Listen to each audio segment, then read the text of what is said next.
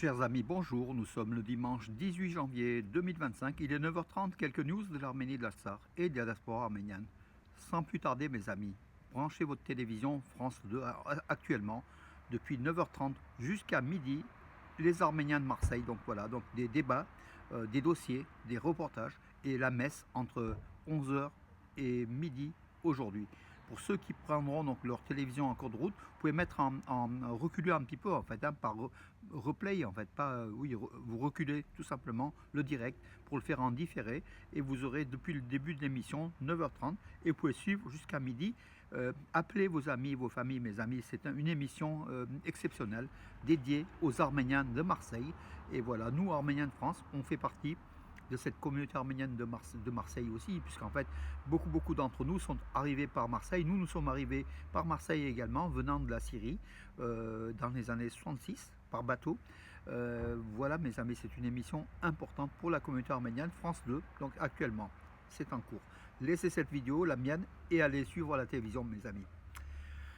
Disparition de la présentation de la télévision et actrice en Arménie, donc Zara Aramian, à l'âge de 55 ans, suite à des problèmes cardiaques. Elle avait été hospitalisée en urgence, son état était désespéré. Elle vient de disparaître hier, donc voilà, donc le vice-premier ministre arménien, donc Harutyunyan, avait fait un message donc, qui annonçait la disparition de cette. C'est plutôt le cabinet du Premier ministre arménien, le chef du cabinet du Premier ministre arménien, Araïk Harutyunyan, qui l'a informé donc hier soir. La disparition de notre chère Zara nous a quittés, voilà, qu'elle repose en paix. Zara donc Aramian était née le 1er juillet 1970.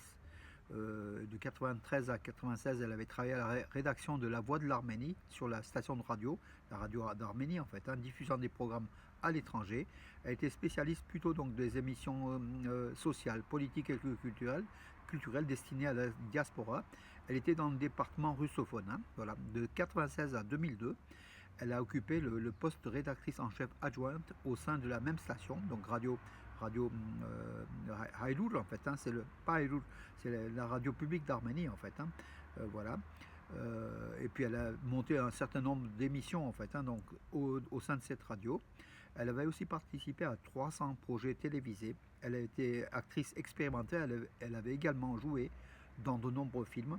Voilà, donc notre cours Mer Pagë en 98, en 96, Mer Pagë Yergu, le deuxième, en 98, voilà. En 2008, elle a joué dans le feuilleton Histoire vraie et animé l'émission Accord. Accord en français, en Arménie, c'est le terme français, accord, qu'ils utilisent. Voilà mes amis, donc ses obsèques auront lieu donc demain, lundi. Zara Aramian, 55 ans, disparaît.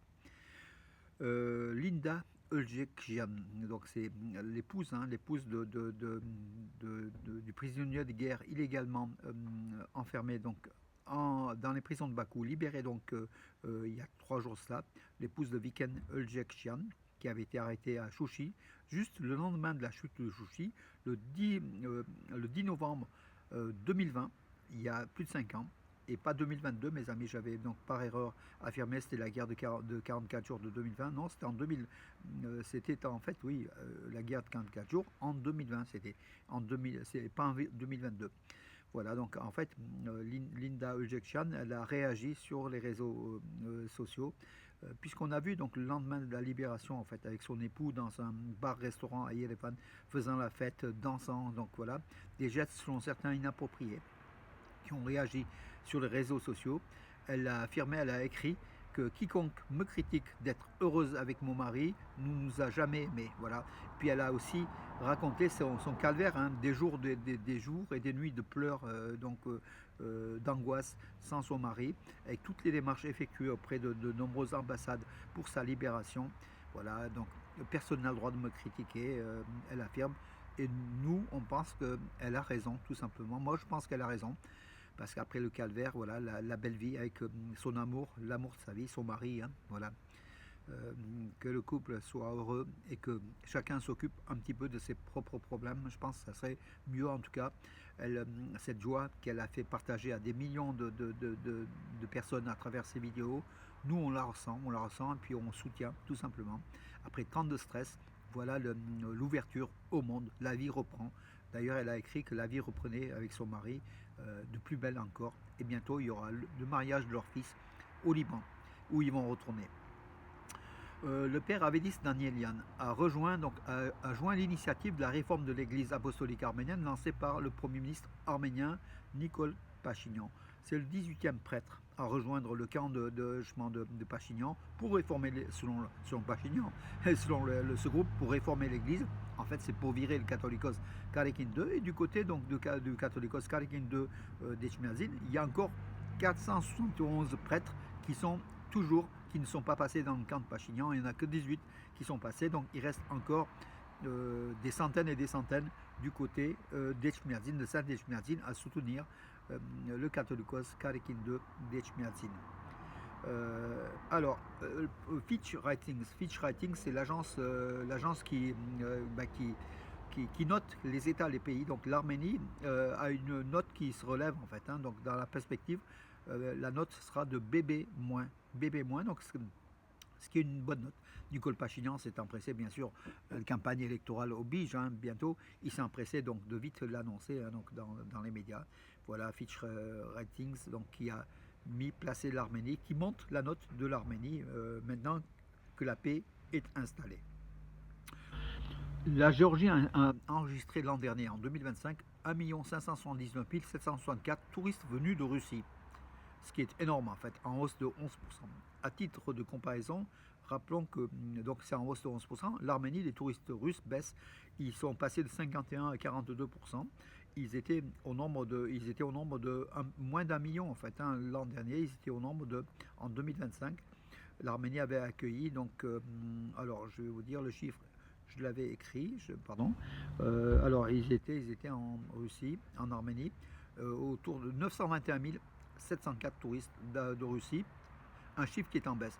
Tout ça, tout simplement parce que le président de la Géorgie est un pro-russe et qu'aujourd'hui Pachinian est plutôt un pro-occidental.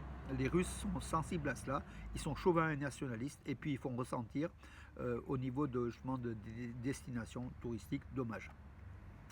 Alors, des Iraniens ont manifesté à Yerevan devant l'ambassade d'Iran, donc le Téhéran reprochait à Yerevan d'avoir autorisé, mais le gouvernement arménien affirme que la marche qui était prévue depuis l'ambassade d'Iran à Yerevan jusqu'à la mosquée bleue, la seule mosquée à Yerevan, la mosquée iranienne, perse, cette marche avait été interdite par les autorités arméniennes. C'est un petit peu l'Arménie se défend par rapport aux reproches de son allié l'Iran, qui reproche à l'Arménie de faire plaisir aux Américains et Israéliens en autorisant, je pense, cette manifestation anti-gouvernementale devant l'ambassade d'Iran à Yerevan. C'est lourd et humiliant. Pourquoi le nom de l'Arménie n'a pas été prononcé donc hier à Sheffield? C'était les championnats d'Europe en fait, de patinage artistique. Un couple arménien qui devait représenter l'Arménie, alors avec la patineuse Karina Agopova. Donc elle était en compagnie de Nikita Rachmanin. Ils étaient à Londres pour obtenir ils avaient fait des demandes auprès de l'ambassade de Grande-Bretagne en Arménie pendant des jours. Pendant 2 jours, ils sont même restés devant l'ambassade pour obtenir un visa pour aller en Grande-Bretagne et au nom de l'Arménie ou sous les couleurs de l'Arménie participer à ces compétitions européennes. Ils l'ont pas obtenu. Voilà, c'est un gâchis, un véritable gâchis. On ne sait pas pourquoi la Grande-Bretagne n'a pas accordé de visa. Et ils ont été bloqués donc hier. On ne les a pas vus à la télévision au championnat d'Europe de patinage alors qu'ils auraient pu faire un bon résultat. Karina Agopova et Nikita Rachmanin. Dommage. Mais on les verra, le couple arménien sous les couleurs de l'Arménie, on les verra à Milan le mois prochain, donc aux Jeux Olympiques d'hiver de Milan qui vont débuter donc le mois prochain. Voilà, je pense que ce serait que partie remise. Sur ce, je vous souhaite une bonne journée et surtout mes amis, ceux qui n'ont pas appris, malgré tous les messages que j'ai placés sur les réseaux sociaux, ce matin, à partir de 9h30, actuellement en fait, sur France 2, une émission sur les Arméniens de Marseille, et puis une messe œcuménique à l'église arménienne sous le Takmanchatz du Prado à partir de 11h. Donc de 9h30 jusqu'à midi, vous pouvez voir les Arméniens de Marseille. Voilà mes amis, bonne journée et à demain.